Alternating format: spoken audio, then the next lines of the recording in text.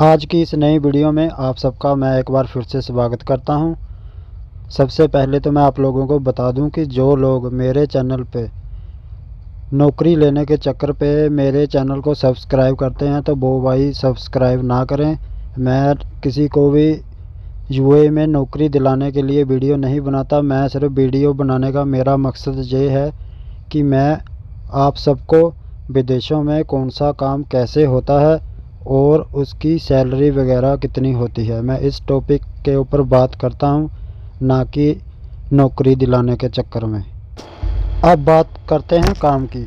अगर आपके पास यूए का लाइसेंस नहीं है तो आपको यूए का वीज़ा नहीं मिलेगा। फिर चाहे आपके पास 50 साल का, 100 साल का, चाहे 200 साल का एक्सपीरियंस क्यों ना हो, आपको वीज़ा नहीं मिलेगा अगर आपके पास लाइसेंस नहीं है। दुबई में सिर्फ दुबई का ही लाइसेंस चलेगा और वो भी जहाँ पे आके ही बनेगा। ठीक है, आप लोग इंडिया के लाइसेंस पे और आपके पास एक्सपीरियंस है तो आप लोग बहरीन, दोहा, कतर, सऊदी अरब वगैरह में जा सकते हैं। वहाँ पे आपको काम मिल जाएगा और वीज़ा भी आपको डायरेक्ट इंडिया से मिल जाएगा।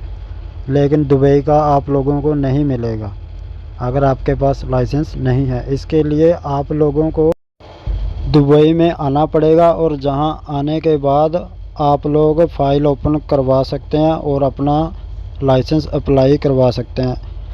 ज़रूरी बात, जब आप जहां पे आओगे तो आपका वीज़ा जो है वो ऑर्डिनरी लेबर का नहीं होना चाहिए। इसके अलावा आप किसी भी काम में आ जाओ, carpenter, mason, security guard, CM, PM, engineer, कुछ भी हो, लेकिन ऑर्डिनरी लेबर का वीज़ा नहीं होना चाहिए। फिर आप लाइसेंस अप्लाई नहीं करवा सकते।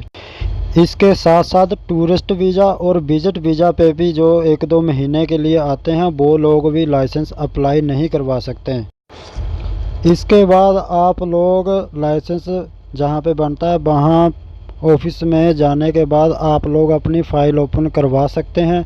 इसके लिए आपसे 500 दिरहम लूटे जाएंगे और वो जो फ़ाइल है वो 1 साल के लिए वैलिड होती है। आप 1 साल के अंदर कभी भी क्लास वगैरह अपना टाइम निकाल के लगवा सकते हैं, जैसे कि एक्सावेटर हो गई या फिर जेसीबी। इन सब का आप लोगों से 5000 दिरहम से लेके 10,000 दिरहम तक और लूटा जाएगा। इनका 8 नंबर का लाइसेंस होता है। जब ये आपका बन जाएगा तो आपको इतनी फ़ीस भरनी ही पड़ेगी। ये प्राइस कभी कम होता है तो कभी ज़्यादा होता है। ये भाई जहाँ के मूड पे डिपेंड है। जैसे कि ईद हो गई या नेशनल डे हो गया तो आपको प्राइस थोड़ा कम लगेगा, लेकिन 5000 दिरहम से 10,000 दिरहम आपका खर्च आएगा। और जितनी भी मशीनें ऑफ रोड जैसे कि मिट्टी वगैरह में काम करती है उनका लाइसेंस बनवाना आसान होता है, जहाँ की पुलिस उनको इतना ध्यान से उनको नहीं देखती। जैसे कार वगैरह हो गया, उनका थोड़ा मुश्किल होता है, उसकी ट्राई में बार बार फेल होने के चांस होते हैं। लेकिन ये मशीन वगैरह में इतना कोई ज़्यादा बड़ा मुश्किल काम नहीं होता अगर आप इस काम के लेजेंड हो तो। ये देख लो, कुछ ऐसे वीरान रेगिस्तानों में आप लोगों को काम करना पड़ेगा। जितनी भी मशीन वगैरह खड़ी हैं ये सभी अपनी कंपनी की हैं। और लाइसेंस हाथ में आने के बाद आप लोग किसी भी कंस्ट्रक्शन वाली कंपनी में जाके वैकेंसी वगैरह पता कर सकते हो और आपको वो लोग, अगर उनको ज़रूरत होगी तो वो लोग आपका लाइसेंस चेक करके आप लोगों को रख लेंगे। ठीक है, बस इतना सा काम है। और लाइसेंस बनवाने का काम आपने थोड़ा ध्यान से करवाना है, यानी कि जिस कंपनी में रह के आप लाइसेंस बनवा रहे हैं वो कंपनी वालों को पता नहीं लगना चाहिए। क्योंकि अगर उनको पता लग जाए कि ये बंदा तो इलेक्ट्रिशियन के काम में आया है और जहाँ पे लाइसेंस बनवा रहा है, तो वो आपके ऊपर कोई भी कुछ भी कर सकती है, आपके साथ आपको कैंसिल कर सकती है। इसलिए उनसे छुपते छुपाते हुए आप लोगों को ये काम करना है।